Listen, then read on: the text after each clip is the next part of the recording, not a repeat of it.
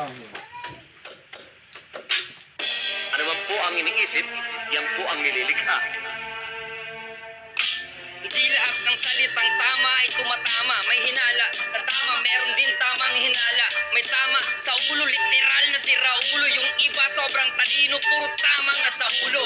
Hindi lahat ng tama, kabaliktaran mali. Meron din amat na halos hindi ka mapakali. Si Whitney namatay sa sobrang tama. Si Ninoy namatay sa naiya, meron siyang tama. Ano tama? May tama na magkakaroon ka ng pasa sa buo mong katawan at yung iba namamaga.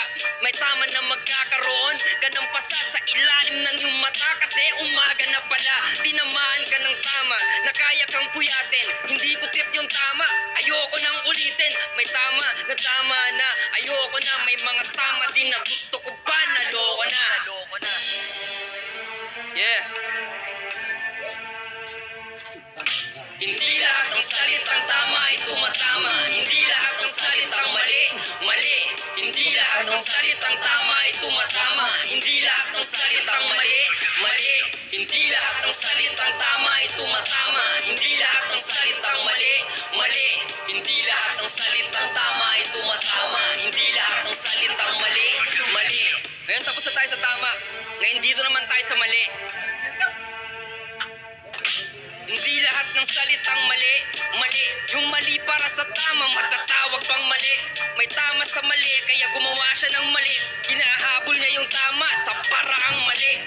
Mali ba na ginagawa mong tama ang mali? Makukulong yung tama dahil may pera yung mali. Mali ang pumatay ng taong nag-aagaw buhay. Pero tama bang mabuhay na parang wala kang buhay?